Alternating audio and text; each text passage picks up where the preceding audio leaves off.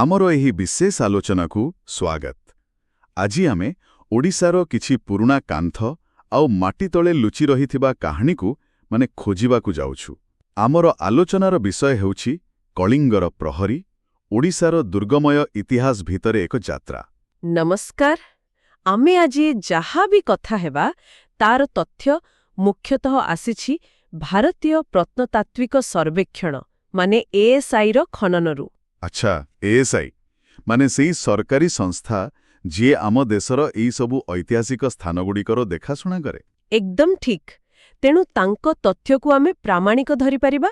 ଆମର ଉଦ୍ଦେଶ୍ୟ ହେଉଛି ଏଇଟା ବୁଝିବା ଯେ ଓଡ଼ିଶାର ଏଇ ଦୁର୍ଗଗୁଡ଼ିକ ଖାଲି ପଥରର ଗଦା ନୁହେଁ, ଏଗୁଡ଼ିକ ଗୋଟେ ଗୋଟେ ଟାଇମ୍ କ୍ୟାପସୁଲ।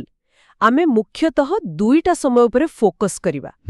ପ୍ରଥମଟି ହେଲା ପ୍ରାଚୀନ କାଳ, ଖ୍ରୀଷ୍ଟପୂର୍ବ ତୃତୀୟ-ଚତୁର୍ଥ ଶତାବ୍ଦୀ ଆଖପାଖରୁ, ଆଉ ଦ୍ୱିତୀୟଟି ହେଲା ମଧ୍ୟଯୁଗ, ଯେତେବେଳେ ଗଙ୍ଗବଂଶୀମାନେ ଥିଲେ। ବହୁତ ବଢ଼ିଆ। ତାହେଲେ ଚାଲନ୍ତୁ ଆରମ୍ଭ କରିବା। ସମୟରେ ପଛକୁ ଯିବା, ପ୍ରାଚୀନ କାଳରୁ। ମୋ ପାଖରେ ଯାହା ନୋଟ୍ସ ଅଛି ସେଥିରେ ପ୍ରଥମେ ଆସୁଛି ଶିଶୁପାଳଗଡ଼। ଶୁଣିଛି ଏଇଟା ଭାରତର ସବୁଠୁ ଭଲ ଭାବରେ ସଂରକ୍ଷିତ ହୋଇଥିବା ପ୍ରାଚୀନ ଦୁର୍ଗମାନଙ୍କ ଭିତରୁ ଗୋଟେ। ୟାର ବିଶେଷତ୍ୱ କ'ଣ?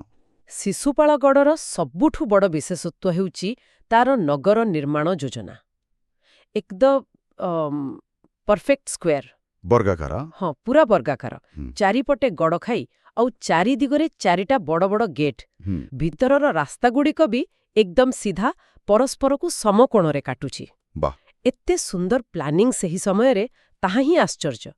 ସେଥିପାଇଁ ତ ଅନେକ ଏହାକୁ କହନ୍ତି ପ୍ରାଚୀନ ପ୍ରତିରକ୍ଷା ସ୍ଥାପତ୍ୟର ବ୍ଲୁପ୍ରିଣ୍ଟ। ବ୍ଲୁପ୍ରିଣ୍ଟ ଶବ୍ଦଟା ଭାରି ଜମୁଛି। ସେହି ସମୟରେ ଏକ ମଡେଲ ସହର। କିନ୍ତୁ ମୁଁ ଯାହା ପଢ଼ିଛି ସବୁଠୁ ଆଶ୍ଚର୍ଯ୍ୟ କଥା ହେଉଛି ଏହାର ସମୟକୁ ନେଇ। ହଁ, ଏଇଠି ତ କଥାଟା ଆହୁରି ମଜାଦାର ହୋଇଯାଉଛି। କେମିତି? ଦେଖନ୍ତୁ, ସାଧାରଣତଃ ଆମେ ଭାବୁ ଯେ କଳିଙ୍ଗ ଯୁଦ୍ଧ ପରେ ମୌର୍ଯ୍ୟମାନେ ହିଁ ଓଡ଼ିଶାରେ ସହରୀକରଣ ଆରମ୍ଭ କରିଥିଲେ। କିନ୍ତୁ ଶିଶୁପାଳଗଡ଼ରୁ ମିଳିଥିବା କିଛି ପ୍ରମାଣ କହୁଛି ଯେ ଏହି ସହରର ମୂଳଦୁଆ ବୋଧହୁଏ ମୌର୍ଯ୍ୟମାନେ ଆସିବା ଆଗରୁ ହିଁ ପଡ଼ିସାରିଥିଲା।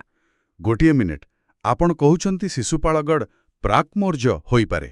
ଏହା ତ ଗୋଟେ ବହୁତ ବଡ଼ କଥା। ହଁ, ଏହା ତ ଆମର ପୁରା ଇତିହାସ ବହିର ଧାରଣାକୁ ବଦଳାଇ ଦେବ। ମୌର୍ଯ୍ୟମାନେ ଏଠାରେ ଏକ ଖାଲି ଜାଗାରେ ସହର ବସାଇ ନଥିଲେ? ସମ୍ଭବତଃ ନୁହେଁ। ବରଂ ସେମାନେ ଏକ ଆଗରୁ ଥିବା ସୁସଂଗଠିତ ସହରକୁ ନିଜ ଅଧୀନକୁ ଆଣିଥିଲେ। ଏହି ଆବିଷ୍କାର ଆମକୁ ପୁଣିଥରେ ଭାବିବାକୁ ବାଧ୍ୟ କରୁଛି ଯେ ପ୍ରାଚୀନ କଳିଙ୍ଗରେ ଏକ ସ୍ୱଦେଶୀ ଉନ୍ନତ ସଭ୍ୟତା ଆଗରୁ ହିଁ ଥିଲା।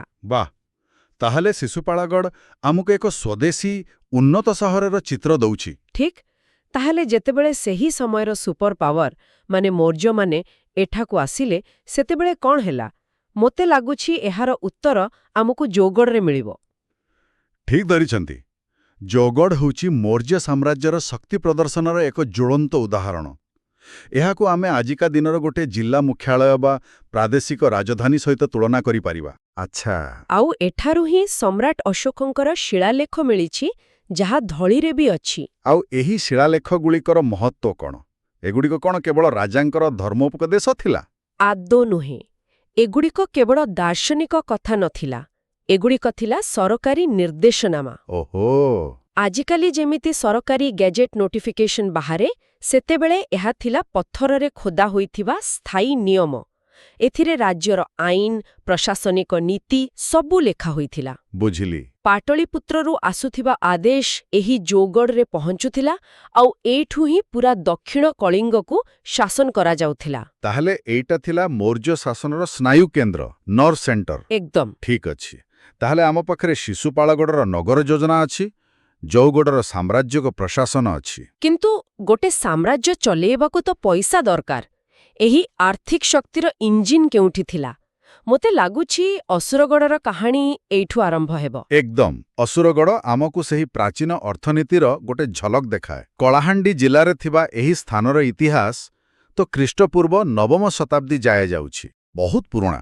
ହଁ, ଏଠାରୁ ଖନନ ବେଳେ ପ୍ରାୟ 2300 ବର୍ଷ ପୁରୁଣା ରୂପାମୁଦ୍ରା, ମାଟିପାତ୍ର, ଆଉ ସବୁଠୁ ଗୁରୁତ୍ୱପୂର୍ଣ୍ଣ ହେଲା କିଛି ମୂଲ୍ୟବାନ ପଥରରେ ତିଆରି ମାଳି। ମୂଲ୍ୟବାନ ପଥର ଯେମିତିକି କାର୍ନେଲିଆନ, ଜାସ୍ପର, ଏ ନାଁଗୁଡ଼ିକ ତ ଟିକେ ବିଦେଶୀ ଶୁଭୁଛି। ହଁ, କାରଣ ସେଗୁଡ଼ିକ ସବୁ ସ୍ଥାନୀୟ ନଥିଲା। ଯେମିତିକି କାର୍ନେଲିୟନ୍, ଏଇଟା ଗୋଟେ ନାଲି କମଳା ରଙ୍ଗର ପଥର। ଏହା ମୁଖ୍ୟତଃ ପଶ୍ଚିମ ଭାରତରୁ ଆସୁଥିଲା। ଆଚ୍ଛା, ତାକୁ କଳାହାଣ୍ଡିର ପାଇବାର ଅର୍ଥ ହେଉଛି ଏଠାରେ ଗୋଟେ ବହୁତ ବଡ଼ ଆଉ ଦୂରଗାମୀ ବାଣିଜ୍ୟିକ ନେଟୱାର୍କ ଥିଲା। ବୁଝିଲି। କଳିଙ୍ଗର ଶକ୍ତି କେବଳ ଯୁଦ୍ଧ ଉପରେ ନଥିଲା, ବରଂ ଏହି ଗୁରୁତ୍ୱପୂର୍ଣ୍ଣ ଅର୍ଥନୈତିକ ରାସ୍ତାକୁ ନିୟନ୍ତ୍ରଣ କରିବା ଉପରେ ବି ଥିଲା। ଅସୁରଗଡ଼ ସେହି ନେଟୱାର୍କର ଏକ ପ୍ରମୁଖ କେନ୍ଦ୍ର ଥିଲା ବୋଲି ଆମେ କହିପାରିବା। ବାଃ, ଏହା ତ ଏକ ଚମତ୍କାର କଥା। ତାହେଲେ ପ୍ରାଚୀନ ଯୁଗରେ ଏହି ତିନୋଟି ଦୁର୍ଗ ଆମକୁ ଗୋଟେ ସ୍ପଷ୍ଟ କାହାଣୀ କହୁଛନ୍ତି। ଶିଶୁପାଳଗଢ଼ରୁ ଆମେ ଜାଣିଲେ ଏକ ଉନ୍ନତ ସ୍ଥାନୀୟ ସଭ୍ୟତା ବିଷୟରେ। ହଁ, ଯୋଗଗଡ଼ ଦେଖେଇଲା କିପରି ଏକ ସାମ୍ରାଜ୍ୟ ତାକୁ ନିଜର ପ୍ରଶାସନରେ ସାମିଲ କଲା, ଆଉ ଅସୁରଗଡ଼ ସେହି ସାମ୍ରାଜ୍ୟର ଆର୍ଥିକ ସମୃଦ୍ଧିର ପ୍ରମାଣ ଦେଲା। ଏବେ ଚଲନ୍ତୁ ସମୟରେ ଟିକେ ଆଗକୁ ବଢ଼ିବା, ମଧ୍ୟଯୁଗକୁ, ଯେଉଁଠି କଥାଟା ଆହୁରି ମଜାଦାର ହୋଇଯାଏ। ହଁ, ଏହା ହେଉଛି ସୁମତବଂଶୀ ଆଉ ଗଙ୍ଗବଂଶର ଯୁଗ। ଏହି ସମୟରେ କଳିଙ୍ଗ ଏକ ଆଞ୍ଚଳିକ ମହାଶକ୍ତି ଭାବରେ ଉଭା ହେଲା। ଆଉ ଏହି ସମୟର ଦୁର୍ଗଗୁଡ଼ିକ କେବଳ ପ୍ରତିରକ୍ଷା ପାଇଁ ନଥିଲା, ଏଗୁଡ଼ିକ ଥିଲା ରାଜବଂଶର ଶକ୍ତି, ବୈଭବ ଆଉ ଗୌରବର ପ୍ରତୀକ। ତାହେଲେ ଆରମ୍ଭ କରିବା ବାରବାଟୀ ଦୁର୍ଗରୁ। କଟକର ହୃଦୟ, ଏହାର କାହାଣୀ କ'ଣ? ବାରବାଟୀ ଦୁର୍ଗକୁ ସୋମବଂଶୀ ରାଜା ମର୍କତ କେଶରୀ 10ମ ଶତାବ୍ଦୀରେ ନିର୍ମାଣ କରିଥିଲେ। ପରେ ତ୍ରୟୋଦଶ ଶତାବ୍ଦୀରେ ରାଜା ଅନଙ୍ଗ ଭୀମ ଦେବ ତୃତୀୟ ଏହାକୁ ପୁଣି ଥରେ ବଡ଼ ଆକାରରେ ତିଆରି କଲେ। ଆଜି ଆମେ ଖାଲି ତାର ଭଗ୍ନାବଶେଷ ଦେଖୁଛୁ, କିନ୍ତୁ ଐତିହାସିକ ଲେଖାର ଜଣାପଡ଼େ ଯେ ଏଠି ଗୋଟେ 9 ମହଲା ପ୍ରାସାଦ ଥିଲା। 9 ମହଲା ପ୍ରାସାଦ ତ୍ରୟୋଦଶ ଶତାବ୍ଦୀରେ? ସତରେ ଏଇଟା ଶୁଣିବାକୁ ହିଁ ଅବିଶ୍ୱାସନୀୟ ଲାଗୁଛି। କିନ୍ତୁ ଆଜି ତ ସେଠି ଖାଲି ଗୋଟେ ଫାଟକ ଆଉ କିଛି ମାଟିର ଢିପ ଅଛି। ତ ପ୍ରତ୍ନତତ୍ତ୍ୱବିତ୍ମାନେ ଏହି 9 ମହଲା କଥାକୁ ନେଇ କେତେ ନିଶ୍ଚିତ? ଏଇଟା ଗୋଟେ ଭଲ ପ୍ରଶ୍ନ। ଦେଖନ୍ତୁ, ମୁଖ୍ୟ ପ୍ରମାଣ ମାଦୁଳା ପାଞ୍ଜି ଆଉ କିଛି ଐତିହାସିକ ଲେଖାରୁ ହିଁ ମିଳେ। ପ୍ରତ୍ନତାତ୍ତ୍ୱିକ ଦୃଷ୍ଟିରୁ ଏତେ ବଡ଼ ସଂରଚନା ପାଇଁ ଯେଉଁଭଳି ମଜବୁତ ମୂଳଦୁଆ ଦରକାର, ତାର କିଛି ସଂକେତ ମିଳିଛି। କିନ୍ତୁ ବିନା ବଡ଼ ଧରଣର ଖନନରେ ନିଶ୍ଚିତ ଭାବରେ କହିବା କଷ୍ଟ। ଆଚ୍ଛା, ତେବେ ଏହାର ବିଶାଳ ଗଡ଼ଖାଇ ଆଉ ତାର ଷ୍ଟ୍ରାଟେଜିକ୍ ଲୋକେସନ୍, ମାନେ ରଣନୈତିକ ଅବସ୍ଥିତି, ଏହାକୁ ସେହି ସମୟର ସବୁଠୁ ଗୁରୁତ୍ୱପୂର୍ଣ୍ଣ ରାଜନୈତିକ କେନ୍ଦ୍ର ବୋଲି ପ୍ରମାଣିତ କରେ। ଏହା ଥିଲା ଶକ୍ତିର ପ୍ରକୃତ ଆସନ। ଠିକ୍ ଅଛି। ବାରବାଟୀ ଯଦି ଶକ୍ତିର ପ୍ରଦର୍ଶନ ଥିଲା, ତାହେଲେ ଚୁଡ଼ଙ୍ଗଗଡ଼ କ'ଣ ଥିଲା? ଏହାର ନାଁ ଟିକେ ଅଲଗା ଲାଗୁଛି। ଚୁଡ଼ଙ୍ଗଗଡ଼, ଯାହାର ପୁରୁଣା ନାଁ ଥିଲା ସାରଙ୍ଗଗଡ଼। ସାରଙ୍ଗଗଡ଼? ହଁ, ଏଇଟା ସୌନ୍ଦର୍ଯ୍ୟ ଆଉ ପ୍ରକୃତିର ଗୋଟେ ସୁନ୍ଦର ମିଶ୍ରଣ। ସାରଙ୍ଗ ଗୋଟେ ସଂସ୍କୃତ ଶବ୍ଦ ଯାହାର ଅର୍ଥ ପଦ୍ମ। ଓହୋ! କୁହାଯାଏ ସେହି ଅଞ୍ଚଳରେ ଥିବା ଅନେକ ପଦ୍ମ ପୁଷ୍କରିଣୀ ପାଇଁ ତାର ନାଁ ଏମିତି ରଖାଯାଇଥିଲା। ଏହାକୁ ଦ୍ୱାଦଶ ଶତାବ୍ଦୀରେ ସୋମବଂଶୀ ରାଜା ଲାଲାଟେନ୍ଦୁକେଶରୀ ତିଆରି କରିଥିଲେ। ମାନେ ଦୁର୍ଗ କେବଳ ଯୁଦ୍ଧ ପାଇଁ ନଥିଲା, ସେଥିରେ ସୌନ୍ଦର୍ଯ୍ୟବୋଧ ବି ଥିଲା। ନିଶ୍ଚିତ ଭାବରେ ଏହା କେଶରୀ ବଂଶର କଳାତ୍ମକ ଦୃଷ୍ଟିକୋଣକୁ ଦର୍ଶାଏ।